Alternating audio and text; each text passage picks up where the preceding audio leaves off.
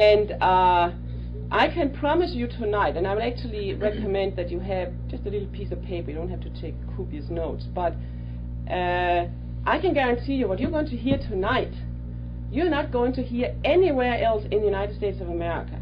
Because only if you knew about this German book that was published last year and have read this German book, will you know what I'm going to tell you tonight. It's total new knowledge regarding some of the background for Shakespeare's sonnets.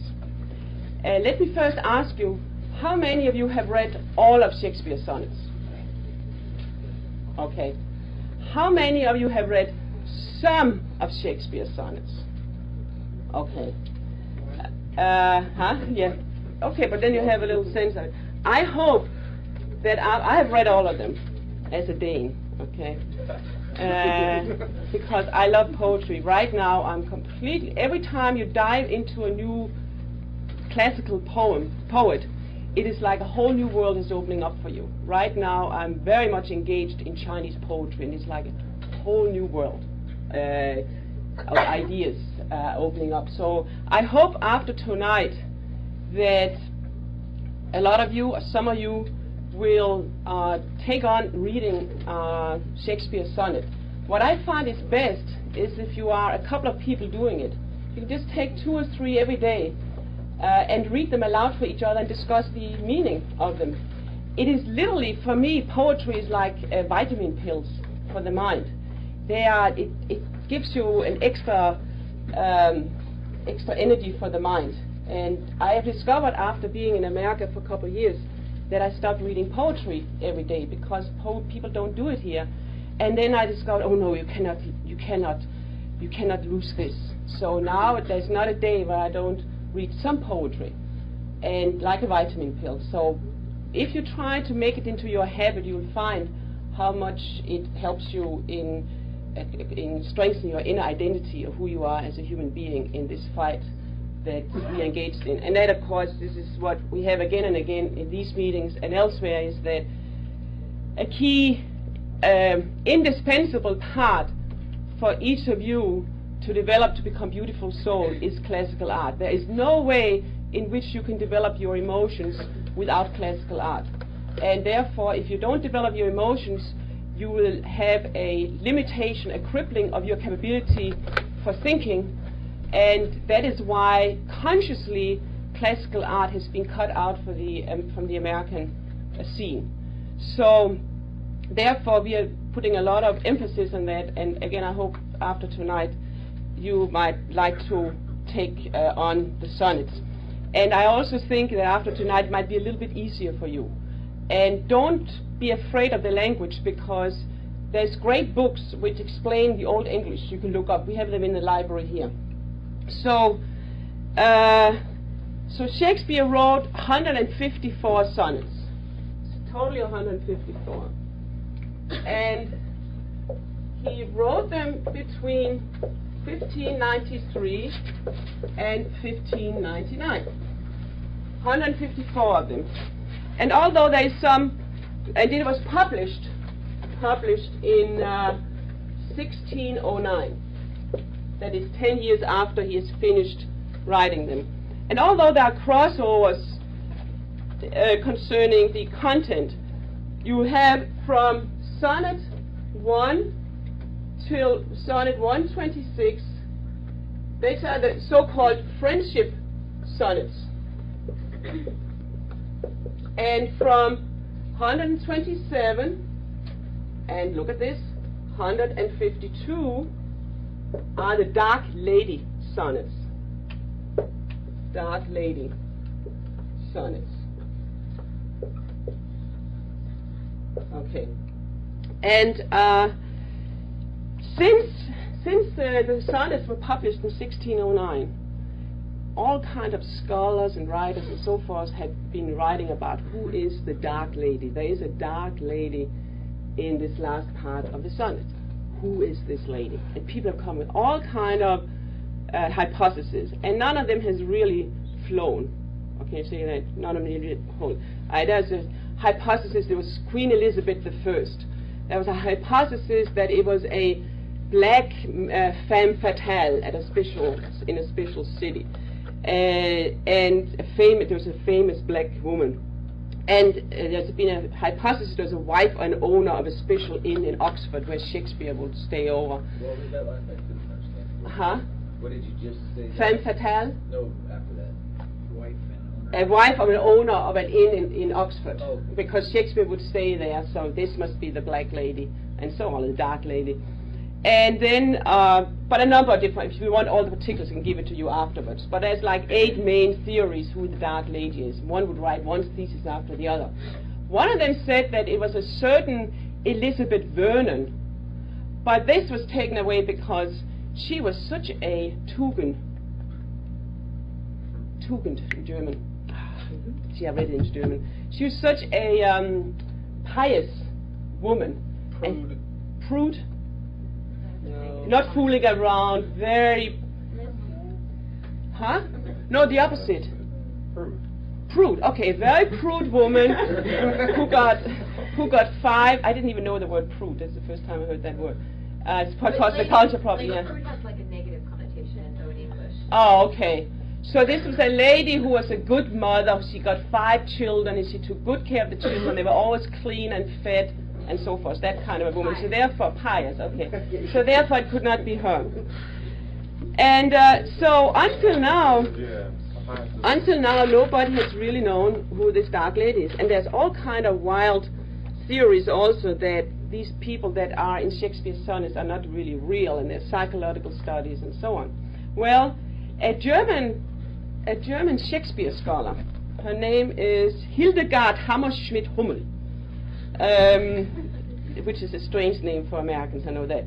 She wrote this incredible book because she has found, she's teaching Shakespeare in a university in Germany, and she has found new material of proof. And I'm not saying here tonight, now you should just listen to what I'm saying, and everything I'm saying is right. And now this is how it is, yes? Hildegard who? Hildegard Hammerschmidt-Hummel. Hammerschmidt-Hummel. Hammerschmidt-Hummel, yeah. Hummel is a married name. Anyway, it's not. You can borrow my book if you want to. So she found a painting which is like new material, and I'll show it to you later on when we have the light. But this is this painting, and there's many details in it, so I'll go through it in quite some detail. This painting, and it's a painting called The Persian Lady, and it is known as being one of the most extraordinary of all the Elizabethan, that is on Elizabeth's time, allegorical portraits. It was very famous, but nobody knew who was this lady, and it's been a big mystery. It is a big painting. It is something like 6'10" tall and about this broad. That is full size. And here, and we'll go through that a little bit. You have this lady. You'll see later when you see it big. She's pregnant, high pregnant. She's 2 months, maybe 2.5 months away from giving birth. Here is a placard, poster on the painting with a sonnet on. And here on the tree is Latin inscription. All this I'll show to you more clear when we have the light. Okay? And so it's 3 parts: a sonnet, the picture as such, and the inscription in Latin on the tree. So, as I said before, nobody knew who had painted this painting. You can find the painting, although not so clear, but you can find it on the internet. If I give you the name of the painter, he was a very famous Flemish portrait painter at the court of Elizabeth I. So I'll write this up. If any of you want to find this painting on the internet, you can. Although, as again I said, not so clear. His name is, and that I'll write up because this is the Flemish has really special names. Marcus Gerrit, I think it's pronounced. Oh, G-H-E-E-R-A-E-T-S. And he lived G-H-E-E-R-A-E-T-S. And he lived from 1553 to 1635. He was a very famous painter that painted Elizabeth I and all kind of other maiden, what you call the ones that are together with the queen, her ladies, what are they called?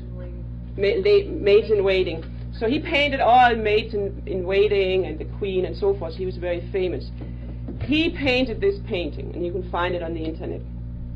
So this Hildegard Hammerschmidt-Hummel, she puts up, I like the German language, you can really kind of taste it when you put it in your mouth. She comes out with the following hypothesis, that this sonnet that you have here is written by Shakespeare. That's her first hypothesis. His second hypothesis is that this is the last of the Dark Lady series. That is, she says, and listen carefully because if you check it out, it's really exciting. She says that, and I'm not saying you should believe me, but check it out yourself. She says that the last two sonnets, that is sonnet 153 and 154, they are not written by Shakespeare. They don't belong there. She says that instead, this poem, that which is on this painting, is the last one in the series of the Dark Lady sonnets and should end the whole cycle of Shakespeare sonnets. Again, check it out for yourself. I sat and read the whole last section of Shakespeare sonnets last night, and I came to the last two ones, and they didn't fit. Then I took this one and I read that, and that fitted perfectly. But in my view, so you check it out. So that was the first two hypotheses, and then that the woman in the painting is the Dark Lady. That is this woman. This is the Dark Lady in Shakespeare sonnets. And that her identity is Elizabeth Vernon, V-E-R-N-O-N. And she was married to the Earl of Southampton in 1598, 10 weeks before she gave birth to her child. Her next hypothesis is that Shakespeare is the father to that child. That is, the pregnant lady here is pregnant with a baby of Shakespeare. Okay. So what I will do now, the photocopy machine was not very good. What I'll do now is distribute these. There's not enough for one, enough for every second one. Maybe somebody can have one on their own, but if you can please distribute, but not everyone can have one. Just also look with each other. These are the sonnets we are going to go through tonight.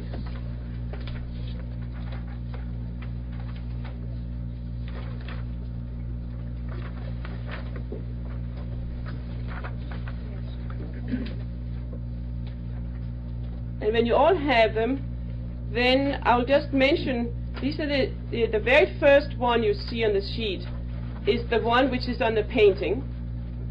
And I'll just mention a couple of things, and then I'll ask if Robert can read it for us. But we'll just wait until everybody has it. Is there any left? Any extras? They don't have any over here. Hello? No. Danny didn't hear what you said. I thought that Sky needs one. Oh, okay. Okay. So is it so that everybody has, so they can look with together with each other? Oh, she has several there. Hello. Just take some then. Don't hold back.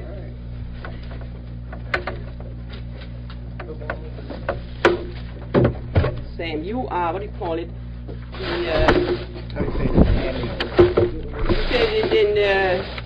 Den sorte ridder på den hvide hest. The black rider on the white horse. That was a good one.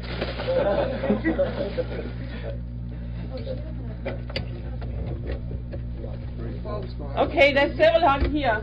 So you can have one more here. They don't have such a good position to chair. Isn't there some way you slide this thing and makes it dimmer before you put it off? The main problem is we put the wrong bulb in. We're putting too much electricity through a bulb. Okay. And let us put up the lady before we go on. I would like you to see this lady.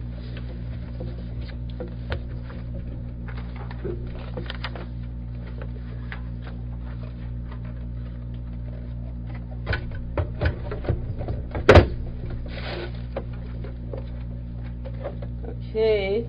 1, 2, 3. Zoop. Okay. There you go.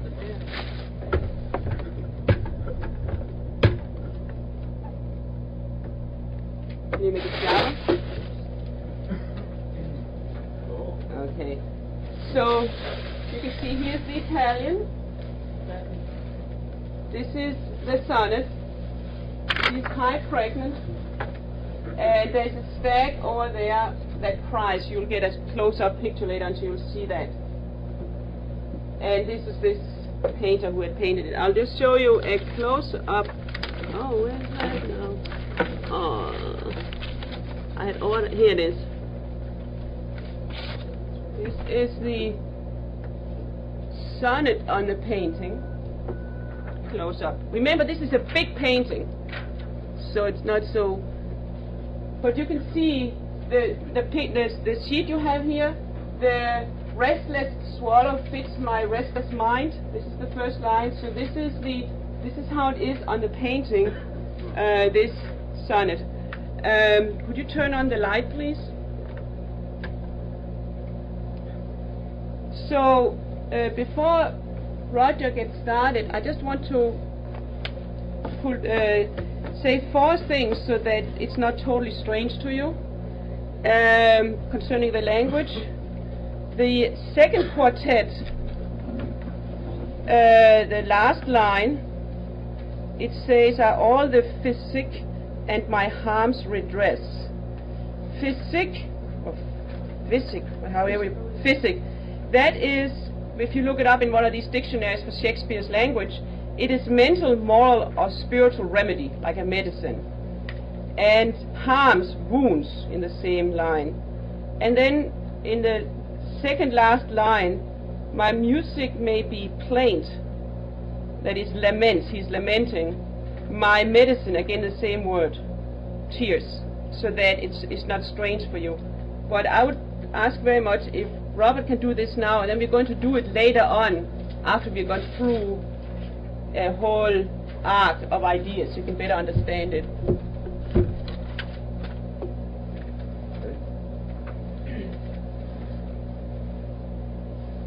The restless swallow fits my restless mind, in still reviving, still renewing wrongs.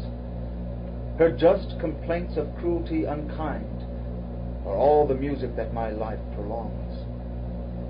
With pensive thoughts my weeping stag I crown, whose melancholy tears my cares express. His tears in silence and my sighs unknown are all the physic that my harms redress. My only hope was in this goodly tree, which I did plant in love, bring up in care, but all in vain. For now too late I see, the shells be mine, the kernels others are. My music may be plaints, my physic tears, if this be all the fruit my love tree bears. Okay, thanks. Yeah, I couldn't do it like that, it's impossible. So, so from the 13th century in Italy, with Dante and Petrarca, we have the sonnet is developed. And this Hildegard Hammerschmidt-Hummel, or what's her name? Hammerschmidt-Hummel, I knew I got it wrong. She says that we have to see, is this really a sonnet by Shakespeare? And therefore she makes a comparison, and I'll go through certain things and I can give you certain things later on. But she says that originally in a sonnet you had 2 quartets, that is 2 parts of 4 lines, and then you had 2 times 3 lines. I don't know what you call that in English. That is, if you look at the second poem, the second sonnet I gave you is of Petrarca, you can see that it is 4 lines, 4 lines, and then 3 lines and 3 lines.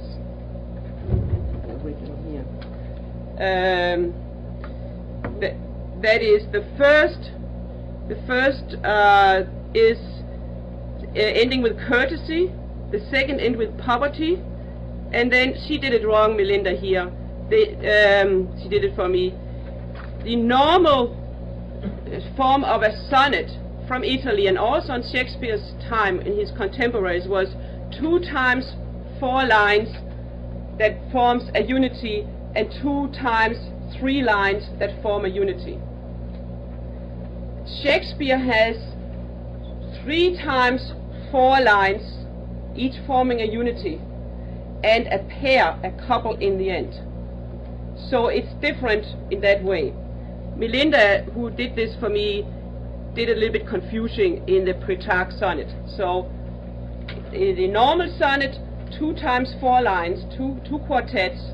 Three quartets up here. That's Shakespeare. No, that's Petrarch. No, it's opposite. Yeah, look, the last. No. The last quartet. Look at the lines. Look at the lines. Sign and sign and oppressed and nest is the last quartet. No. Me and No. The first quartet ends with courtesy. The second quartet ends with poverty. Then the first tri-line, whatever you call it, ends with nest. And then the last one was still, there's a little bit problem with the translation of the last 3 lines. But it is 2, 4, 4, 3, and 3. I'm looking at the Petrarch. Yeah. And everyone sees this except for me? Yeah. Really? Yeah.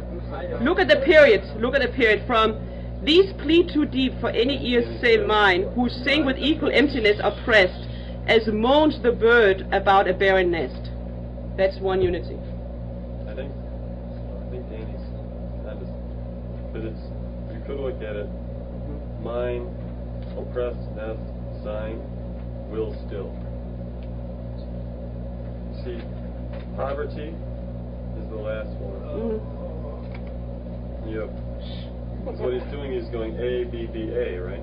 Yeah, this is another thing that is different. That is, in the original sonnets, also in Shakespeare's time, you have A, B, C, D, C, D, and so forth. And then, but in the other sonnets, you have A, B, B, A. That's the pattern. And then 3, 2, 3 liners. The problem is also the translation. I could only find one Petrarch sonnet in the library. I have it at home, but that doesn't help here. But that is the pattern for the sonnets at Petrarch's time and also Shakespeare contemporaries. There was 2 quartets and through, what do you call it, 3-line thing? Triplets. Yeah. Wait, Petrarch was originally in Italian. Yeah. So in Italian, it's 2 quartets. And yeah, but you can also see, if you just see with the period concerning this, after 3 lines you have the first period in the first triplet.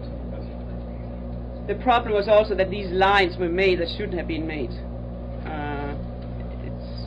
So she says, okay, you have the difference, one of the form differences that between Shakespeare, she's trying to prove, is this a sonnet by Shakespeare, okay?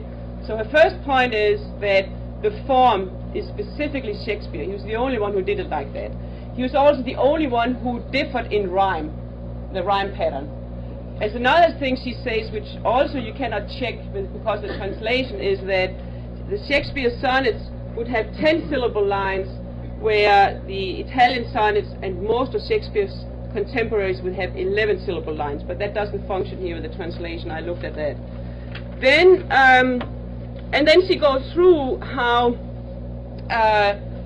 Shakespeare, she goes through how he always will have, for each quartet, would be quite distinct a new idea and a new sense brought in for each quartet line, and that in the end of the second quartet and the end of the third quartet are high points. And then she goes through a very special Shakespearean, that the couple, the pair in the end, always have, like, it comprises the sonnet as a whole, and always have kind of like a surprise, and is often negative. Not all the time, but is often negative. And all that you have in this sonnet on the painting, all these different aspects.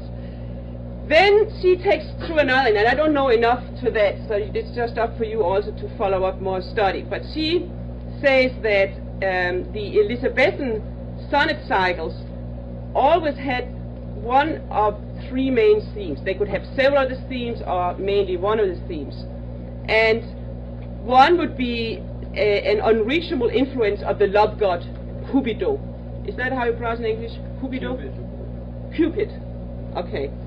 And then a second theme that many of the cycles would have would be psychological description of the suffering of the poet who has an unattainable love. And the third one she goes through is an extreme, unrealistic praise of a loved one. And if we look at those three, it's clear that it's the second one with Shakespeare's sonnets. But she, and I don't know because I haven't studied enough, so that is up to you to see if she's off the wall or not. She describes that Shakespeare is outstanding with all his contemporary in that the way he, with the psychological insight and the suffering he's going through and the nonsense he's doing and the stupid things he's doing and so forth, and that he's much more excruciating, hard, open, individualistic. He's not covering anything under the carpet. He's very sharp, and it really, when you read some of these, like, because they are like that, which, according to her, is very special Shakespeare to be that sharp. Then what she does, and that's where I can go through with some of you later on, I thought it'd be too much. She goes through a lot of linguistics comparisons, where she takes things from this sonnet and then ideas that he has developed into the several of the dramas and so on. And then she goes through semantic comparisons, where she says how Shakespeare has been called a poet of nature. Not in terms of where he would use a lot of words from nature in his metaphors and in his symbolic metaphors. Like the first line we have here, the restless swallow fits my restless mind.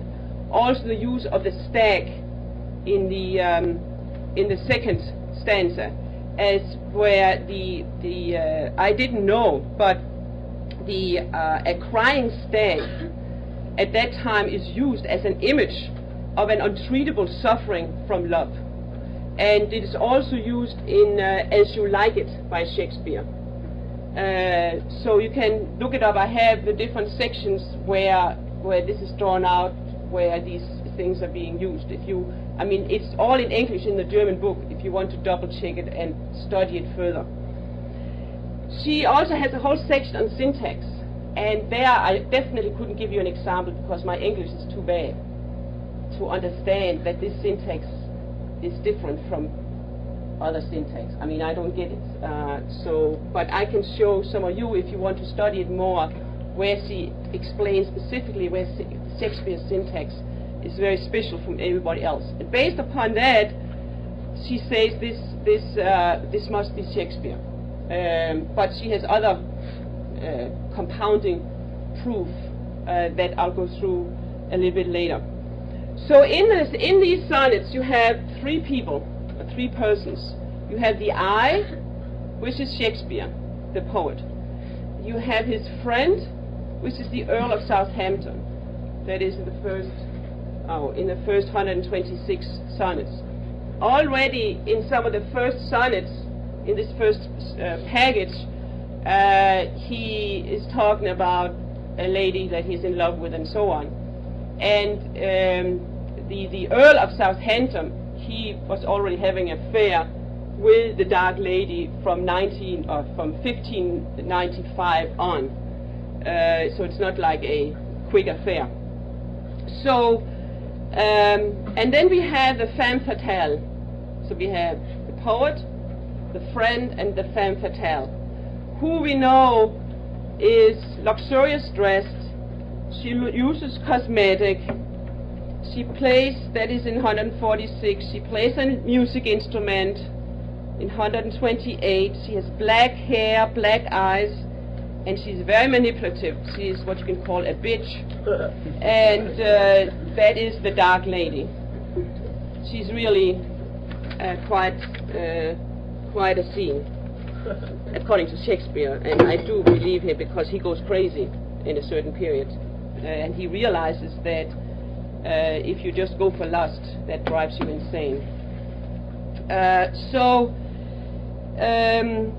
What I would like now, you have the first sonnet, here, the last sonnet of the whole cycle, yeah? Where does he describe those three people? In the sonnets.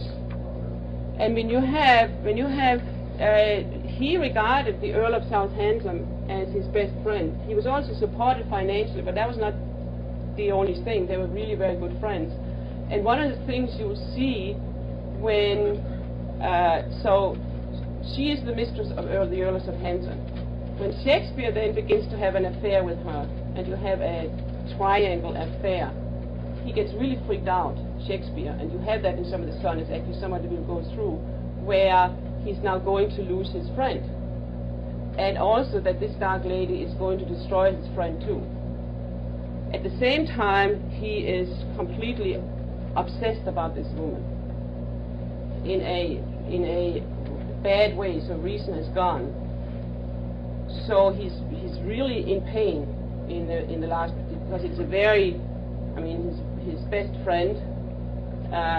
He also very much wants to have a child.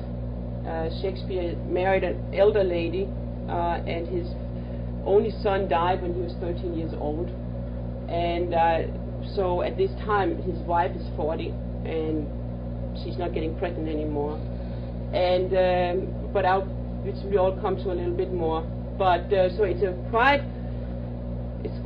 very looking into, and that's where you can learn a lot beyond psychoanalysis regarding reading these sonnets, about his pain and also his reasoning with himself about how it's wrong to just be completely obsessed with lust, because it's nothing to do with real love. So it's like similar to Heine also, Dichterlieben, very similar. And they get a total kick out of it. You have the same thing, but done in different way by different great poets. So, and then it can help us not to be so foolish, right? So, and get psychological insight. So, in sonnet 133, and you have to apologize. I have to apologize for my English, but already in sonnet 133. We begin to understand that they have a triangle, and the triangle is taking place.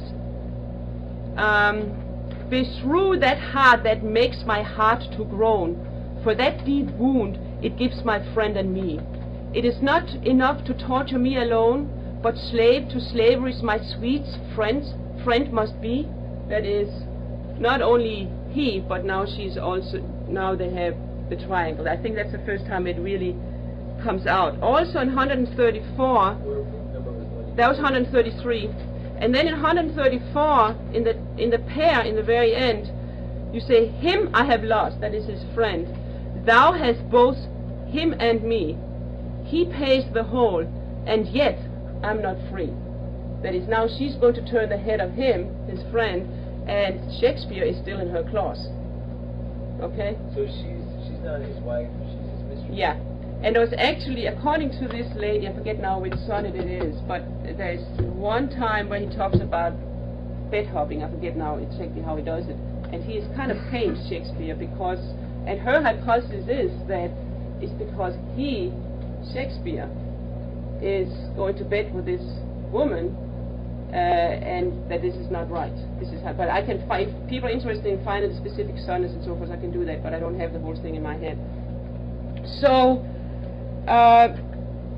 so then comes an hilarious one, I mean totally Rabelaisque sonnet, 135. And just before Robert reads this, I would like you to look at it. And you can see, I mean, this is about lust. It's totally lustful, but in kind of covered way. You can see that there is will with capital letter. That is William Shakespeare. And then there's will with small letters and so forth. And then you have a whole section about water and the sea and all this kind of stuff. So look at it so you can see, because there are so many wills and will to boot and all this kind of stuff. So you can kind of understand what will it is.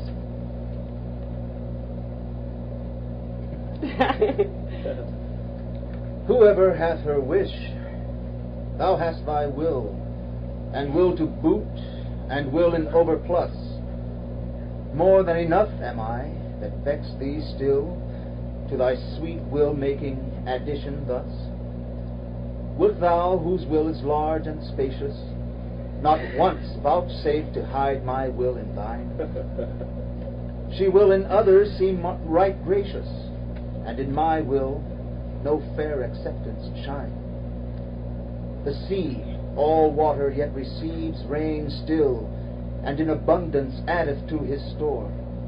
So thou, being rich in will, add to thy will one will of mine, to make thy large will more. Let no unkind, no fair beseechers kill. Think all but one, and me in that one will.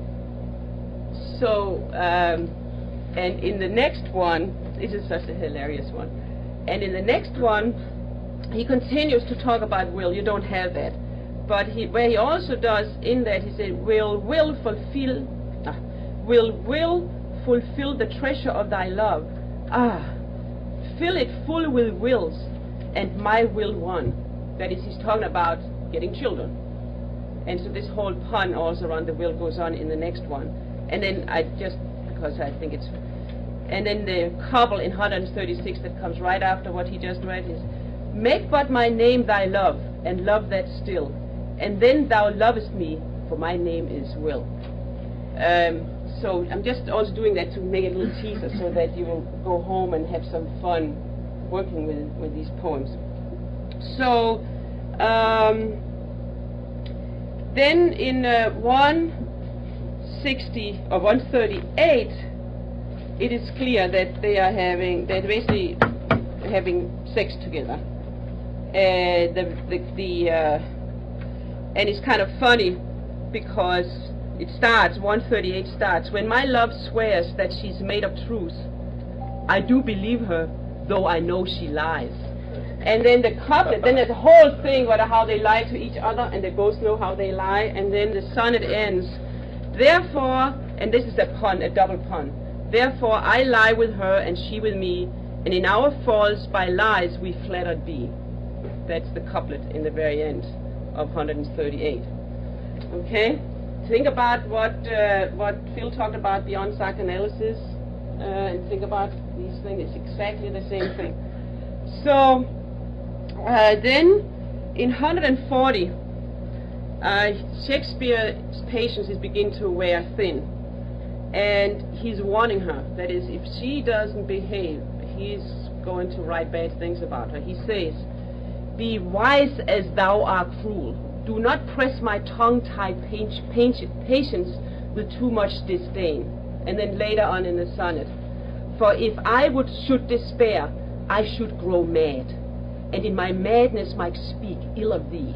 So he's beginning to kind of get to him.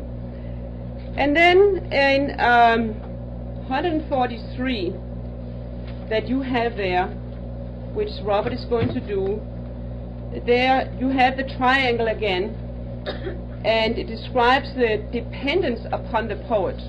And you'll see what image it is. It's basically, he's describing his mistress running after his friend, and himself, the poet, as a little baby running after his mom. Okay? Think of going again beyond psychoanalysis. It's quite interesting, actually. This is, you have that there. It's 143. Please. Lo, as a careful housewife runs to catch one of her feathered creatures broke away, sets down her babe and makes all swift dispatch in pursuit of the things she would have stay, whilst her neglected child holds her in chase, cries to catch her whose busy care is spent, to follow that which flies before her face, not prizing her poor infant's discontent. So run'st thou after that which flies from thee, whilst I, thy babe, chase thee afar behind. But if thou catch thy hope, turn back to me, and play the mother's part. Kiss me, be kind. So will I pray that thou mayst have thy will, if thou turn back, and my loud crying still. Okay. And the very next one you also have, and Rob is going to do. I just wanted to point out a few words for you that you might not know. Line 4, in the end of the line it says ill. It means dark. And then line 8, it says foul pride. Pride means sexual heat. And then line 9, the last word, fiend, means hellish. And then the very last line, line 14, fire one out. Let me see if I'm totally right. Fire one out. Fire my good one. Yeah, fire, but yeah, that means infect with venereal disease. So, please, Robert.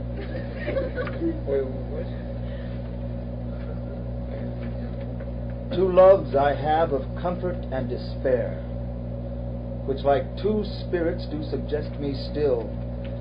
The better angel is a man right fair, the worser spirit a woman colored ill. To win me soon to hell, my female evil tempteth my better angel from my side, and would corrupt my saint to be a devil, wooing his purity with her foul pride. And whether that my angel be turned fiend, suspect I may, yet not directly tell. But being both from me, both to each friend, I guess one angel in another's hell. Yet this shall I ne'er know, but live in doubt, till my bad angel fire my good one out. Okay. So,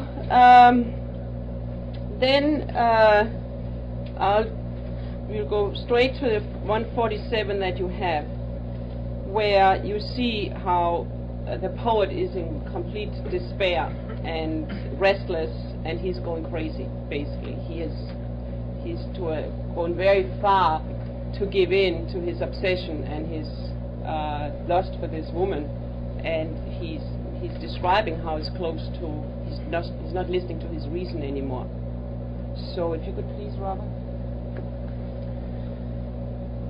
My love is a fever, longing still for that which longer nurseth the disease, feeding on that which doth preserve the ill, the uncertain sickly appetite to please. My reason, the physician to my love, angry that his prescriptions are not kept, hath left me, and I, desperate, now approve desire is death, which physic did accept. Past cure I am, now reason is past care, and frantic mad with evermore unrest, my thoughts and my discourse as madmen's are, at random from the truth vainly expressed. For I have sworn thee fair, and thought thee bright, who art as black as hell, as dark as night.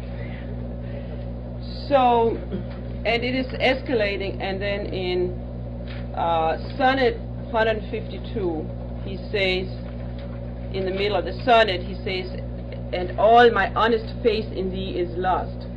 And in the very last two couplets, you don't have this. He says, for I have sworn thee fair, more perjured I, to swear against the truth, so foul a lie. So, it's over now, although he might take it up a little bit later, as we will see, I mean, the relationship again. And what I would like now to do is to go through the painting a little bit more in detail, but I would actually like, after this sequence, where I try to give a brief overview over the last sonnets, the Dark Lady sonnets, if Robert could do what this woman says must be his last sonnet in the Dark Lady section. That is, remember what I said, she said there's 154 sonnets, the two last ones does not belong there. This one that was on this painting is the one that should end the cycle. If you can take that. You had that on your piece of paper. That's the very first one that Robert did. The restless swallow fits my restless mind, in still reviving, still renewing wrongs. Her just complaints of cruelty unkind are all the music that my life prolongs. With pensive thoughts my weeping stag I crown, whose melancholy tears my cares express. His tears in silence and my sighs unknown are all the physic that my harms redress. My only hope was in this goodly tree, which I did plant in love, bring up in care, but all in vain. For now too late I see the shells be mine, the kernels others are. My music may be plaints, my physic tears, if this be all the fruit my love tree bears. Thanks. So let's look at the painting again, and then we take it. Yes. What are plaints? What do you mean? My music Yeah. may be plaints. Yeah. Complaints. Yeah. What's physics? Yeah. Yeah. What she said, and you could go home and look at them, right? If you have 154 sonnets, you take the last two ones, that comes after the one I just referred to, where it's kind of finished, and she says they really don't belong there. It's like a total different. And she points out that instead, this one should be the last sonnet. She says idea-wise, and also with emotions, everything, the images, that this one fits much better. Is she saying that they're not written by Shakespeare? She said that too. And I'm not enough of a scholar to say, but the two last ones are kind of impotent. They are kind of very weak compared to the other ones, if you look at them. But I'm not to tell, I mean, you look at it, you know what I'm saying? So, but it's definitely exciting stuff. Did you show that one? Yes. So, huh? Yeah? I'm just wondering, in line, on the top you have physics, Yeah. which is spelled CK, Yeah. and my 8, and then in the I can't tell you. end it says my physique. I cannot tell you.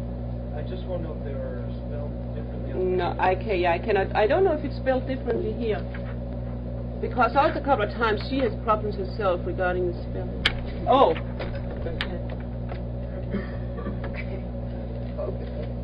Physique. And physique. No, it's different. It's got a K. It's also interesting if you actually read, if you read letters that they write to each other at that time. Well, Shakespeare could spell, and he had gone to a good school. But most of these ladies in maid, honor in maid, whatever you call now. Ladies in wait. Ladies in wait. What are they waiting for? They can't spell. These highfalutin ladies. It was also before spelling was kind of Anyway, let's just. So I just want to look at this again, and I'm going to take some excerpts of this and then go back to the whole. But in order here.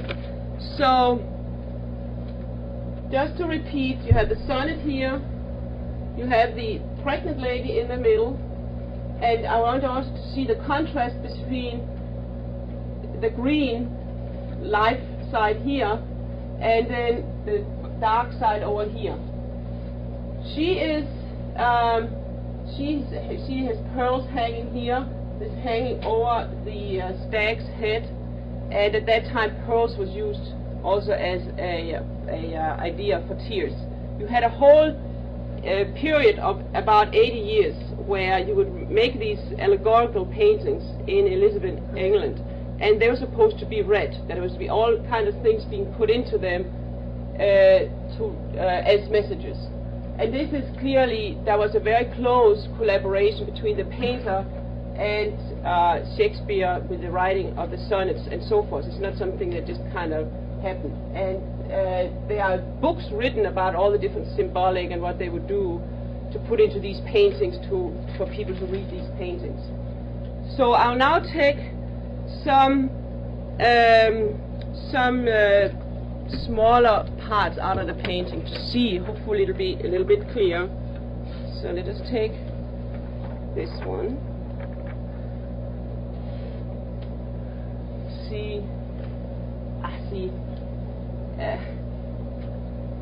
I guess this was how it was, but this is not so clear. From the stag goes into the tree, but the eyes of the it's crying. The stag is crying, and that is a as I said earlier, this is used at that time as a idea about love pain. You have, I think the reason they did it like that is to show this. Remember in the line, she crowned, what's it called now, Robert? My weeping stag, I crowned. Yeah, my weeping stag. The stag is crying on the painting. And this is a special kind of flower called pansies in English. And pansies signify love pain of the poet. And this is used in All Fools. It's also used in Hamlet. Let's see if I... Ophelia, yeah. She gives the example here. So it's not, this is a simple, you see this one I didn't get. We missed this one, Sam, this one. Because here you can see, we missed this one. Sam did a great job except for this one, where you can see that the stag is crying. And then it says Cornelia. What flowers are these? Gazzetta. The pansy this, Cornelia. Oh, that's for lovers' thought. And then in Hamlet, you have the crazy Ophelia. She's saying, there's rosemary, that's for remembrance. And there is the pansies, that's for thoughts. So it's a thing that was known at the time. Then I told you pearls are also a symbol for tears, and they are together with it. You see crowns, the stag with the pansies. You also have these pearls hanging down like tears, and you have the stag down here crying, the one that you didn't see. Then let's look at the tree. I have to be really ordered here.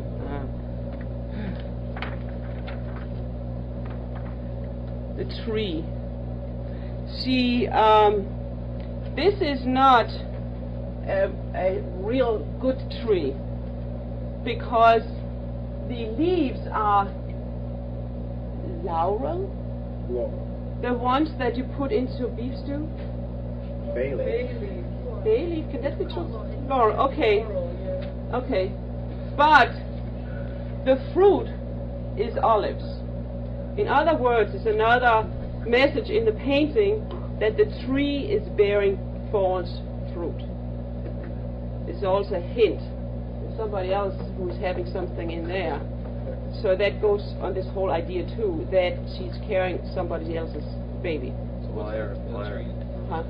The tree also is known to be an image for, what do you call it, fertility and mother and so forth. There's actually an incredible one I had never known in Henry VI on page 42, where the same thing is used. I mean, that is really blood-curdling. You probably remember this, Robert. This is where also the idea about the godly tree, where, what line is that we have in this one, we have the godly tree? Yeah. My hope was in this goodly tree. Yeah, my only hope was in this goodly tree, right? Or whatever. Mm-hmm. So in the Henry VI, you have Richard III confronting King Henry, and then he says the following: "Thy mother felt more than a mother's pain, and yet brought forth less than a mother's hope, to wit, and indigest deformed lump, not like the fruit of such a goodly tree." So the idea about a woman and the fertility with a tree and a woman and so forth, Shakespeare uses elsewhere. But what a language! So. What is it's kind of a silly question. Yeah. What's wrong with almonds? Well, when you have a tree like if you have a tree with a walnut tree, you have walnut leaves and walnuts. If you have an apple tree, you don't have apple leaves and pears. So the whole idea is that you have one tree signifying the woman, but the fruits are false fruits. Okay, that's kind of like the message in the painting. So, but it's good you say that, because if you didn't get it, probably also others didn't. Then another thing that is pointed out is that she has two rings. It's not so clear here, but you see she has two rings hanging. This is signifying a married status, about to be married or remarried. She has one ring here and one ring here. And this last ring, there's no reason for her to have two rings. And this last ring here is in the middle of where the baby lies. Also a message regarding that there is another father. And Shakespeare's mistress has black hair and brown eyes. And like if you look at where do I now have them? I thought I was keeping such a good order. Top of the podium. Yeah, thanks, Sam. So in Sonnet 127, he talks about her. He talks about that at that time, namely, what was fashion was to be blonde and have blue eyes or gray eyes and so forth. But she doesn't. He says, in the old age, black was not counted fair. It was not the name of beauty.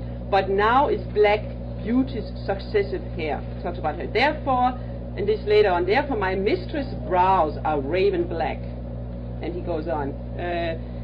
And also in 130, there was 127. Also in 130, he says in the fourth line, he says, he basically says, her eyes are not like the sun, her lips are not like corals, and if snow be white, then why then her breasts are dun? If hairs be wires, black wires grow on her head. Okay. So she's dark complexion, dark hair, dark eyes, and so forth. And if you look at the painting, she has dark hair, but up here there's a wig, it's a blonde wig, which was something, it was part of the with ladies that were higher up, luxurious clad, and so forth. So she has blonde locks here that's been put on. It's actually easier to look at that on the book here than on this, but this will do. And then dark here, and you can see she has dark eyes. So then Hildegard says, in order to identify, I should actually show you a couple of other things. So what year was the painting painted? We come to that in a second. It was painted within a period of something like 10 days or something. Let me just show you this.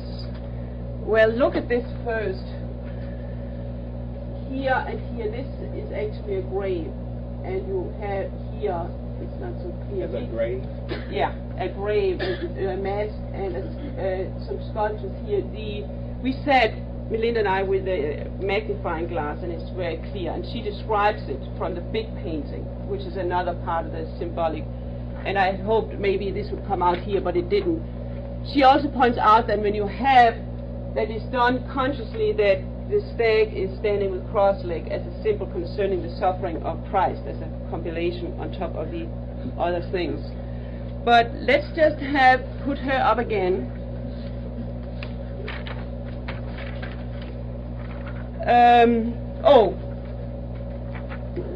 Whoops.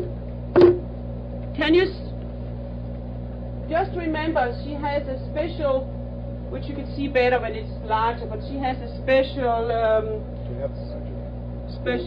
I get so confused with all this different. She has a special, like it has these four. So just remember that it actually comes again and again. It's part of the family thing too. So just remember that. So then Hildegard says that in order to identify the lady in the painting, then she says first it must have been painted when Shakespeare wrote his sonnets. That is, if it's Shakespeare's sonnet, and to identify the lady, and this is indeed the dark lady, it has to be painted when Shakespeare wrote his sonnets. That's the first thing she says. Also, Shakespeare must have had to have a love affair, and which ended because he was dumped. And then the dark lady must have had some similarities concerning the clothes and the looks and so on. And then she must be pregnant. I mean, the Elizabeth Vernon was pregnant. She was 10 weeks away from giving birth when she married the Earl of Southampton, Shakespeare's friend. It's a historical fact. She gave a baby in jail. So, yeah, I'll come to that in a second. So, therefore, what you had was, the Earl of Southampton was engaged with other earls and so forth at that time. They wanted to get rid of Elizabeth I.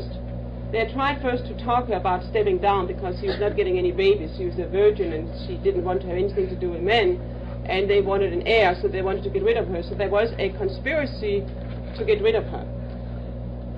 But let me just take a step back. So Shakespeare's friend, Earl of Southampton, he has an affair with Elizabeth from 1995 on. In February 1598, he is sent abroad by Elizabeth for a long period. He comes back, and in July, Elizabeth, just ask me if you cannot follow me, Elizabeth, Earl of Southampton's mistress, now let me just take a whole back. Okay. They are engaged, Elizabeth and the Earl of Southampton are engaged in January. Vernon. I know. So therefore, let me just take a step back. Okay. The dark lady, Elizabeth Vernon, is engaged to the Earl of Southampton in January of 1598. That is being cancelled in end January, beginning of February. That is, their engagement is being cancelled. He is being sent abroad in the middle of February, I forget now where, by Elizabeth I. In July, Elizabeth Vernon is being sent away from the court because she's top pregnant. Okay, there goes message from Elizabeth I that the Earl of Southampton should come back.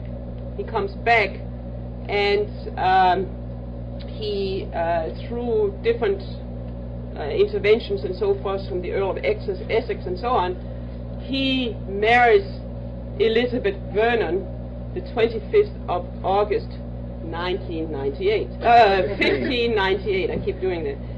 And there had been an earlier conspiracy in which the Earl of Southampton was involved, and this was discovered. So Elizabeth and her husband at that time, again they marry the 25th of August, they are being thrown in jail.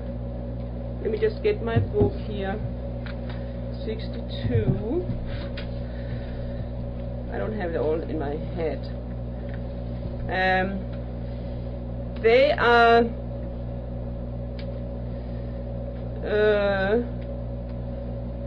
no, this is one. Oh, so they marry in August, and then he leaves again. Then Elizabeth, he leaves her. Then Elizabeth I, the queen, hears that they have been married secretly, and she says, you have to come back. And this is also because it has been discovered that there was a secret effort to decrown Elizabeth I. So in the 7th of September 1598, the high pregnant woman we see here is being put in prison. A little bit later, the Earl of Southampton comes back to London. He's immediately being imprisoned as well. The 8th of November 1598, she gives birth to a daughter, Penelope. And then a month later, they are let out of jail. So this was considered a what do you call it? A marriage picture, a Hochzeitsbild, a Wedding portrait? Wedding portrait. So the only time it could really have been painted is between August the 25th of the marriage and September the 7th, when she went into jail. That's why I said about 10 days or something like that. Because then she gives birth in jail and she's not anymore pregnant. And actually it's funny because this woman, Hildegard, she's asked all kind of doctors and whatnot, people that are familiar with pregnant women, how they look in their faces, how far gone they are, and so forth. So she sent all this out also. So to make a final proof regarding the identity of this woman in this painting, there is an authoritative painting that says that this is the Countess of Southampton, Elizabeth Vernon, born Elizabeth Vernon, now a Countess of the Southampton. Here she is, and she's not pregnant anymore. And as a proof that she's a countess is this coat hanging here, which is this ermine-lined crimson velvet mantle, as they call it. But this is something that countesses would wear. You can see it's with this special fur coat inside, and special velvet. And she's full of jewelries and so on. This is a very seldom painting because normally you wouldn't make a lady in making herself up before she has the wig or anything on in her bedroom. And again, you can see dark hair and dark eyes. Very interesting if you look at the right sleeve, and the whole thing is being made to do like that. You see a picture of Shakespeare being put on right there on her right hand arm. You see it? Yeah. Right there. Right there. Yeah. Yeah, it's there. Right there. So again, full of, and if you then, funny, right? So I was so. You see, they don't know who painted this. It is Hildegard's hypothesis that it was the same painter, because him and Shakespeare were closely collaborating and so on. But and it's not. This is a very unusual. This is a very unusual thing at that time, to have a lady in her doing her toilet, painting her doing her toilet. It also indicates that there was something again later on, after she had gotten married, that this was still the last pains in the relationship with Shakespeare, but that's all speculation. So then let me show you. But this is her. Officially, this is her by an unknown painter, used as an ordered. And then let's see here comparison between these two. Here you can actually easily see that she has a wig on, what I said before, right? And you see these two ladies, and what one of the doctors that are experts in pregnancy and so forth today, he pointed out, I forget all the details around how some of woman's form change. You have some changes around the eyes regarding when you are in a late pregnancy concerning fluids and so forth, but otherwise this is similar faces. except that here her hair is dark because she doesn't have, you see that it's dark down here, but not up here because that's where she has the wig. This is from the other painting. The daughter, Penelope, is never lives with the family. Penelope is being brought up by a niece and is never talked about or anything. The other 5 kids grow up with the Earls of Hampton and Elizabeth, but not the first one, a daughter. And then, I wanted to show you, here's the daughter, Penelope. Penelope, okay. This is the same thing as the mother had on her thumb. And she marries into the Spencer family. She is in family with Diane, who got killed. The same Spencer family. And the Earl of Southampton also, there was really things going on at that time, because normally when people would give out such a cycle of sonnets, it would be published several times. It was only published once. And when she married Penelope, when she married into the Spencer family, I forget now what title he had. I have seen you, Danny. This guy Spencer, whatever title he had, he was offered an earlship. Do you call it an earlship? Yeah. Okay.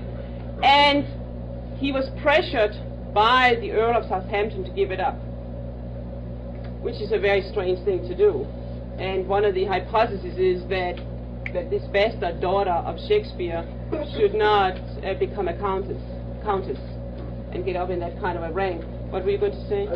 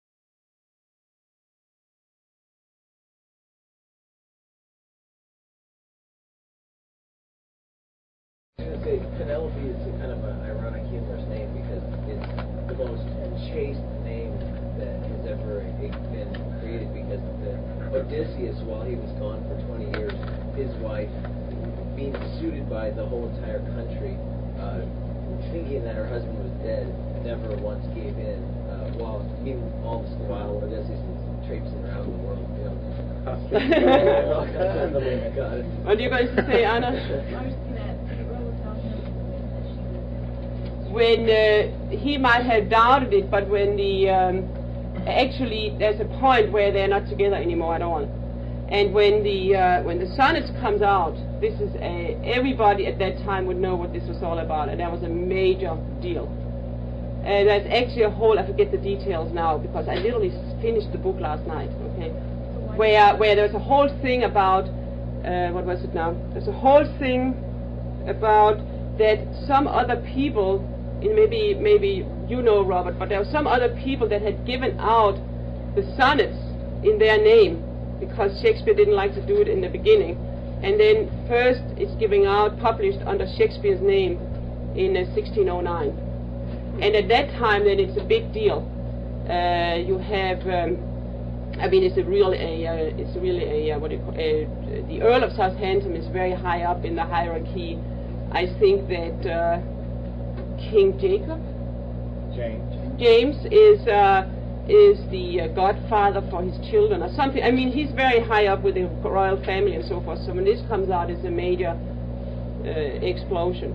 And you can see they have definitely made sure to cover up their tracks. That it's first now, many hundred years later, I mean literally many hundred years later, that this finally, because of this very famous, this is the most famous portrait, allegorical portrait painting, which is in the Queen's collection to this day. The Queen of England's collection, no, the other one, that is in the Queen of England's collection, and it's regarded as the most famous allegorical Elizabethan portrait painting at that time. But nobody had been able to figure out who was the writer of the sonnet and who was this lady.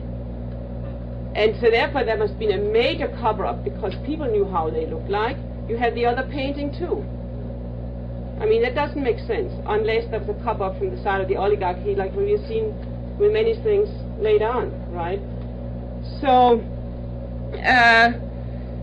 then let me just give you, and then I just wanted to also talk very quickly about the inscription that you see. This is nothing conclusive. I think we have been conclusive enough. I just wanted to show you Penelope, Shakespeare, and the Earl of Southampton. And they look like each other, yeah. So you remember the where did I now have the? So then you have this just, where is it? Here she is. No. Come on, here she is. So again, just to put the whole thing together, this is life-size painting with all these different, and I skimmed the surface. There's all kind of symbolic in the stuff on her dress. This is a Persian dress, by the way, that Shakespeare hated that she's putting all this goop in her face. He describes that in some of all this cosmetic. He really was, this one was disgusting. He wondered her, why don't you develop the inner? He also was discussed about all her luxurious clothes and so on. And it was very famous at that time. There's a whole thing with Persian clothes. But it's much more symbolic that I have told you. I thought what I gave was sufficient. And then, so there was three parts: the sonnet, the lady, and the Latin inscription. And the Latin inscription goes, as a just complaint of injustice, so is for me grief the medicine for grief. That is what you have when you translate the, I'll say it again, as a just complaint of injustice, so is for me grief the medicine for grief. As a just complaint about injustice, so is for me grief the medicine for grief. You might be able to put it in nicer in English. So I looked at the Latin and I looked at the German translation and I made it into some English that I thought was easy to understand. But yeah, it is. Yeah.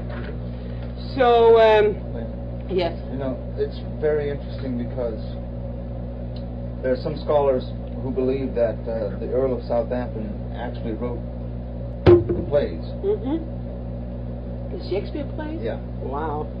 And Hamlet came out around 1600, 1602 maybe. It's documented facts that the Earl of Southampton killed one of the members working in the castle where he lived, accidentally, or he was playing around and he killed, I think it was the cook, the chief cook. And in the play, he kills Polonius. And there's evidence, some scholars believe that there's evidence that Ophelia is pregnant in the play. Oh, that's interesting. You see, what she says, and I didn't know enough, what she says, and I was going to look at it, and maybe some other ones people would like to look at. She says that there is she says, when we know this new knowledge, you can look at Shakespeare in a different way, because also you will begin to look at the plays in a different way in this whole period. And she says that after the final break with the Dark Lady, that some of the female figures that are absolutely evil.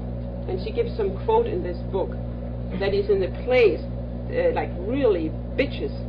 You have this, I mean, the most evil, nasty creatures on earth. If they're nasty, are women. I mean, you don't find as bad men. Anyway, this is my personal theory.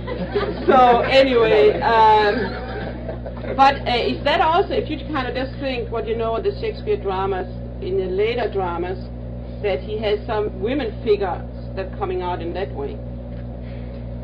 Well, you have the sisters, two of the sisters in King Lear who are truly despicable. Okay. But you also have Cordelia, who is Yeah. the absolute. Yeah. Gertrude, the mother in Hamlet, is not a very. Okay. She was having an affair with her husband's brother. So they all, yeah. I mean, that's a theory that bears out. Mm-hmm. What I find is fascinating is this, that the whole cover-up, and then I also think that I mean, why is this? I think it's very important to kind of look at these things to figure out, then to see Shakespeare in a little bit different light, particularly his sonnets, and then what he wrote in this period, the whole cover-up afterwards regarding what had been going on. And then it's absolutely the case that if you look at the sonnets in this way, with these eyes, it's much easier to read them. You can much better understand them. You just look up the few words that you don't understand. And there's so much life, there's so much tension, ironies, I mean, everything in it. It's really like wonderful vitamin pills. So if this tonight can help you a little bit to kind of take on Shakespeare, who really is a guy who takes big bites out of life. He really likes life. You know that you have read some of his dramas or seen some of his dramas, and then these sonnets, and then make him your friend, like Schiller and Lyndon LaRouche and Cusa and so forth. All these great people from the past, make them your friends today. So this is a crucial part of being real good revolutionary fighters in this political crisis. So with that, then we can just take questions or whatever. Yes? Who? Okay. I don't know. Oh, I was just saying, Lady Rubinstein is like really like another woman who was like really manipulative, and like she was stronger than Macbeth himself. Lady Macbeth. Yeah. Up to a point she was, and then she frizzled out. The first set of sonnets, the French sonnets, Yeah. those are to the Earl of... Yeah.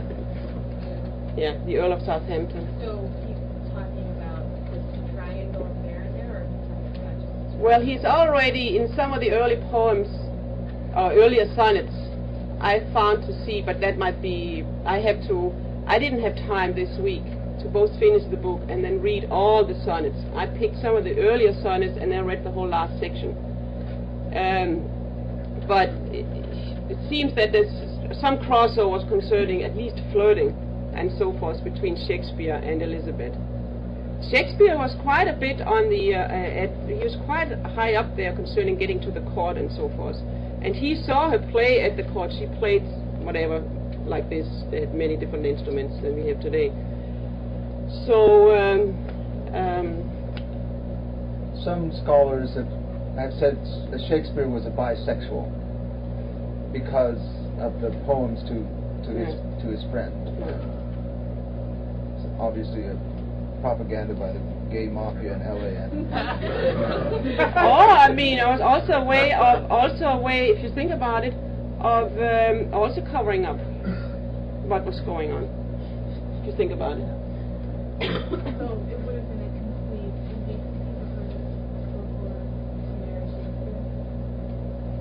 marriage. Well, I mean, she was a bitch. She was a bitch. I mean, concerning how Shakespeare describes her, and also the way also because he really feels at a certain point sorrow for his friend, that he's going to get that bitch. At the same time, he's obsessed by her. Yeah, so why would he have to? Well, sometimes there is fragilities with certain people. As you remember, Phil talked about the other day about sexual fantasies, and that people, men then have sex, and who do they have sex with? And we found out they have sex with themselves or with their mother. I find it very interesting that in one of the sonnets, Shakespeare had that insight, because in one of the sonnets that Robert did, he's comparing himself like a little baby running after his mother, and he said, just come here and kiss me and be kind. Then, you know, so he has a very good psychological insight, because this has nothing to do with love. This could as well be a dog in heat. But it's just awful when it's a human being, because then you have insanity, where the dog just follows his impulses, where we are more than a dog. And then you have insanity setting in. The Earl of Southampton was younger than Shakespeare also. Shakespeare was like an older mentor. So, yeah. You know, you have this where he describes, actually, Shakespeare describes how good looking he is in one of the earlier sonnets. And then this sonnet that he didn't have, but where he describes how you say I'm good looking. That is, the bitch says how Shakespeare is good looking, and he says in that sonnet, you know I'm getting old and floppy. I mean, he says it with other words, but that's basically what he says. You are lying. Right? Exactly, to trying to stress what you say. You have the younger, good-looking guy, and then you have Shakespeare, flabby Shakespeare. Flabby Shakespeare. It all works. Okay. Yeah. In the sonnet, is it like a story that they just put together, and it goes like throughout the whole book? You know what I mean? Like it's like it seems like it's a verse or a rhyme. It's like describing something, but it flows like poetically throughout the whole book, like just steady. Yeah. Is there a through line of a story, you mean? Yeah. Like, in some ways, yeah. Like, you know what I mean? In particularly after when I read this book, now I much better actually understand. Also because I was filled in Denmark where I went to school. We had Shakespeare and we had all these theories and so on. And I loved just to sit with the dramas, and I thought the sonnets were very difficult. But then I just tried when I came to America just to read them all through again with my husband. We would read them every night. That's a good thing. Every night before going to bed, for a period, we'll have a glass of wine or two, and then we will take 2 or 3 sonnets and read them up aloud for each other and then discuss them. And that's a very nice way of preparing to go to bed.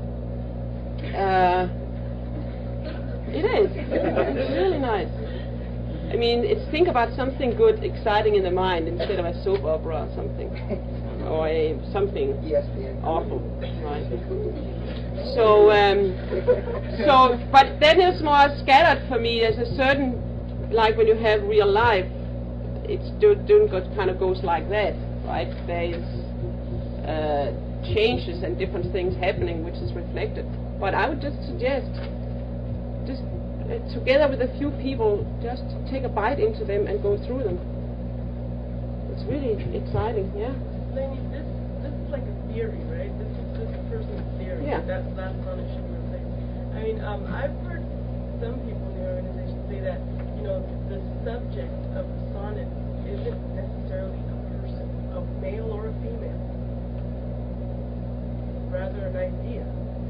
Yeah, it's real people. It's real people. Well, I know, but I mean, this sounds like it could be also an attempt to romanticize Shakespeare. You know, it's very difficult, I find, to romanticize Shakespeare if you read his sonnets, because he's nothing but non-romantic. I mean, he's one of the least romantic people, huh? He doesn't have illusions about. No, and he's one of the least romantic poets I know. I mean, he's really quite wild.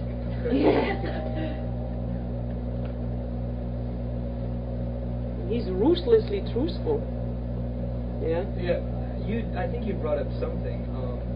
You briefly mentioned it, but what's this bullshit coming out of Oxford about Shakespeare not existing or not writing these plays? I was wondering if that's somehow connected, like, to the Ashmolean music or something. So it's actually Georg Condor or something. There are the aristocrats. There's a certain aristocratic society, and I forget the name. of the society. They don't believe that Shakespeare, who was not an aristocrat, but obviously he was well educated. He was from a middle class family. They don't believe that he could have possibly had the brain power to write these plays. So that's why they think it was the Earl of Southampton. Oh, because he was nobility. Yeah, and they had access to a world-class education and were able to travel abroad. And nobles are obviously smarter than common people. They didn't know that he married the bitch. But I wanted to say something to Elizabeth too, and that is that this is not politically correct. And you don't, I mean, absolutely don't take for what I have said here that this is the truth. I definitely are convinced it is from going through it, but you have to figure that out for yourself.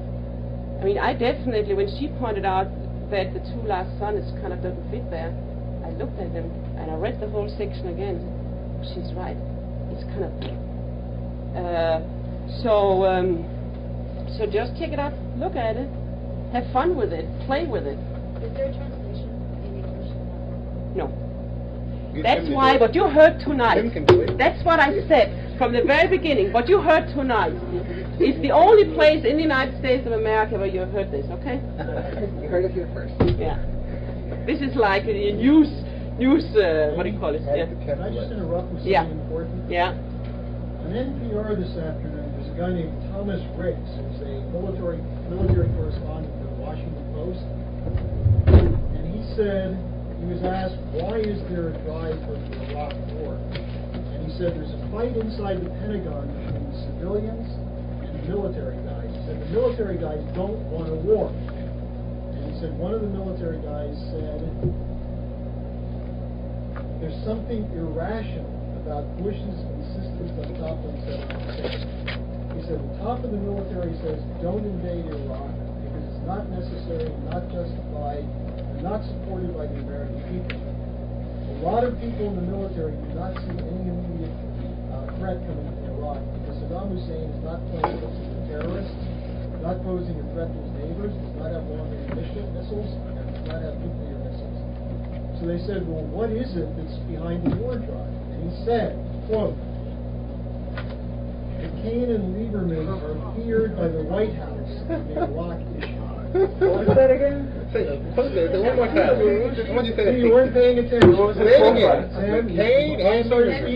You don't pay No, I heard it. I want to hear it again. He said McCain and Lieberman are feared by the White House on the Iraq issue. Now, this is, for those of you who were awake when I was talking, this was the point that Lynn has been stressing, that it's this duo, this thug grouping, that's running this operation to push the nation to war. Now you have I don't like to cite a Washington Post correspondent, but this is the same guy who was the one who broke the story on Barabiak, this defector organization. So you're beginning to see our analysis appearing as the definitive statement against this war. Just as you're beginning to see CEOs and others starting to say, don't talk to me about a double-dip recession, this is looking like a depression. So I just think it's useful for people to make sure when you leave here, those of you who are not members, I know this has been stressed before, by Leni stressed it, there are a couple of things you need to do. One is sign up to deploy with us. Go out and have some fun. Go out and shake people up. Tell the people you see day by day, they got to think, they got to change, they got to come out and do some organizing. We just got a ton of leaflets in, literally a ton. They're right out here in the hallway. So 1 ton of leaflets. Everybody should leave with some. Now, it's a lot easier if you deploy with us. If you come out with us to a campus or to a bank or a motor vehicle place or something like that. But come out and join us. And secondly, we have another class Saturday night, and then we have the cadre school a week from this Saturday. So every one of you should have a lot of activity between now and a week from this Saturday. But we are on the verge of breaking open this fix that's kept U.S. political debate at the moronic level of about third graders on which candidate has prettier teeth and smells better. We're we're actually getting to the point where ideas are going to dominate in politics. And when it comes to ideas, we're the only ones who have them. Harley, we know that McCain and Lieberman are tied to the mob. What is it, or what are the things that they have that they are able to hold the White House hostage? Is it the inside information that they have on Bush, or is it... No, it's what they're doing is they're playing this game, which is the Christian Zionist game. They're basically saying that Americans want the war against Islam. That after September 11th, if you're not for the war against the terrorists, you're a traitor. You're somehow a suspect. And so they're using that. Now, you've got this phenomenon in this country. I don't know how many of you are familiar with this extreme right-wing premillennial dispensationist. Well, it's not so much Red Scare, it's the so-called Christians, the Armageddonist Christians, who basically are saying that Jesus is coming soon. To a theater near you. No, it's the idea that we're in the end times, and that the end times will occur when there's a war in the Middle East. These are people who interpret the revelation of St. John as somehow describing what's going on today. And therefore, they concluded that you've got to back Israel completely, and you've got to support all those lovely Jewish people that go back to the Middle East so they'll all get blown up in a war, and that will bring Jesus back. Now, this is the Christian fundamentalist side of it. Then you've got a small group of blacked-out Jews. Now, I can tell you, someone who's Jewish, that in the 60s and the 70s and the 80s, no self-respecting Jew would sit down with someone who believed in this idea of the Battle of Armageddon, the second coming of Jesus, and this sort of thing. But what's happened now in Israel, they've created an internal psychosis, a war and terror psychosis, so that the leaders of the Jewish community, like this guy Steinhardt, whose father was the organized crime guy, they're called the mega crowd because they're mega billionaires. You've got a small group of these really very wealthy Jews, many of whom were the organized crime connected ones I had up on the board, who are working with the Christian Zionists, saying to Bush, you've got to support Israel, you've got to kill Saddam, you've got to wipe out terrorism. Now in turn, they work with the think tanks and the civilians in the defense sector who are saying the only way for the U.S. to survive is as a permanent military force. We've got to fight a war against Islam, then we've got to fight a war against China, then we've got to fight a war against whoever else we don't like who's left standing. That's the Roman Empire strategy. So McCain and Lieberman have made themselves the instrument for this so-called Jewish-Christian alliance. And Bush knows, they claim there's 60 million votes in there. Now, I think what we're going to start to see is some of those Christian Zionists are going to start saying, I never believe that Armageddon bullshit anyway. I need a job. Enough of this religious rapture bullshit. I got to pay my rent. Who's going to find a job? Who's going to get the economy going? So that base is going to shrink. But there's still enough of them. And the other thing is, then you've got Jesse Jackson, you've got the abortion, anti-abortion debate. You've got this country split so people just can't think. And you got people going to movies like Spider-Man and Scooby-Doo, and who knows if they've got any brains left. So, in this process, reality's starting to hit. And reality is us. We are reality. So McCain and Lieberman use two things. One is they have this thug grouping that make this big contributors. You know, if you're running for the U.S. Senate today, you need $20 million. So you're going to want to have all these guys in your pocket, but to get them in your pocket, you got to be in their pocket. Like they ran these guys out of office in Alabama. Yeah, this guy Hilliard, the Black Caucus Democrat, one of the best people in the Congress. His brother comes to our conference every year. His brother's a state legislator in Alabama. He's always at our conferences. And they went after this guy, and they got money. Most of the money of his opponent came from New York City. Now, why would people in New York City contribute to a campaign in rural Alabama, which is a black district. Because they wanted to get rid of Hilliard, because Hilliard was saying, why are we supporting Sharon? And so they found a black candidate who would become pro-Sharon in return for actually a couple $1 million. And so he beat Hilliard. So now they're saying that all the black candidates who have opponents, if you go against this, you're going to have $1 to $5 million coming in from New York City to defeat you. So that's the way the thing works. That's the blackmail. So the point is, if you've got a guy who's a knuckle dragger, and you get people to notice that there's blood on his knuckles, while he's trying to be refined and slick, then you break the whole mythology, you break the game. McCain is going to blow at some point. He's just going to, a spring will come out of his head. Lieberman will send some assassins. That's the difference between the two.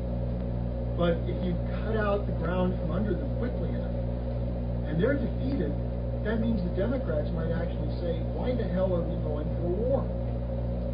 Why are we defending these corrupt CEOs? Why are we defending deregulation?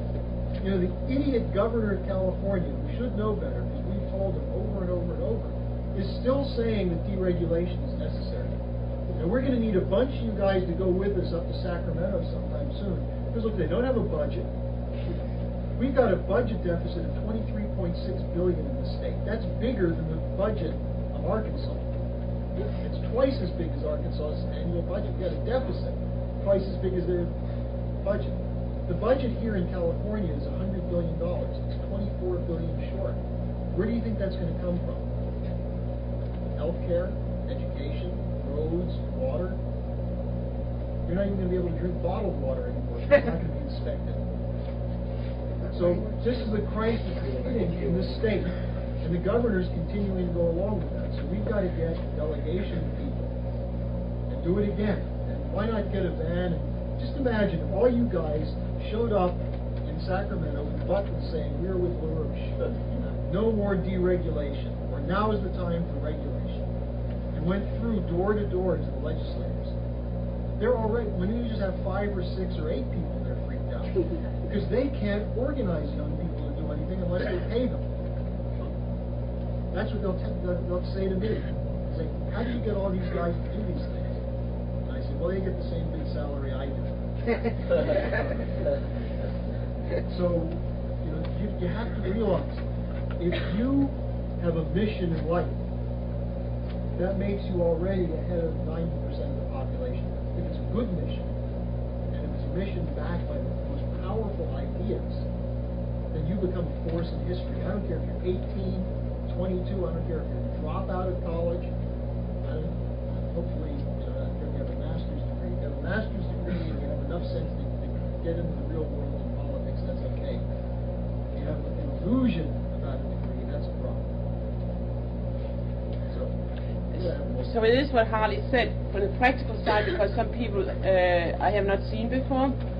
That is regarding the cadre school in the 17th and the 18th, that is in a week and a half from now, is a crucial part of this process, where in that weekend you will get more ideas and knowledge than many months of reading books. So the idea is a hard... 4 years in a college. Yeah, 4 years in a college, where we'll go through classical art, science, the history, the international strategic situation, and a lot of discussion. So the idea is to have a total intensive 2 days of hard work regarding the mind and ideas to equip each one of you to the very fullest to do this work. And that is the only way in which we can change the situation today across the nation. And we're doing the same across the nation with young people. But the key thing is the power of ideas, in particular in times of crisis. So, for just 1 second. So for those of you who have not signed up yet, you might have to work. Say you cannot work or get sick. It's too important for you not to be there in this historical crisis. And we need to have payment as soon as possible. The minimum payment is $50. And if each of one that are coming pays $50, this is not going to cover the cost. So if some of you wanted to come and can pay $100 or $75, do that. So because it takes away from other things that we need to do. And sign up tonight, because we need to calculate regarding food, the hotel rooms and so forth. So it makes it easier in that way too. And then who's the biggest here? I don't know, Quincy and Cordy together, the two hunkies. They will stand out there in the doorway and not let anybody out before they sign out, huh? Not me, Okay. Anyway, I was just kidding around. So let's just break up and then talk and whatever. But sign up. Okay? Or what were you going to say, Holly? I'm sorry. I was going to say, for those who don't know, what cadre means is basically leadership. And it's a small group of leaders, small group of people who take responsibility for a nation. And that's what we're training. It's a leadership training weekend where you'll get the ideas that will enable you to organize large numbers of people to do what they should do, which is to start thinking and make serious decisions about the future. And we get to talk to Leni Rubinstein. That's right. Yeah, and to see the real leadership principle. All right, so that's it. Okay.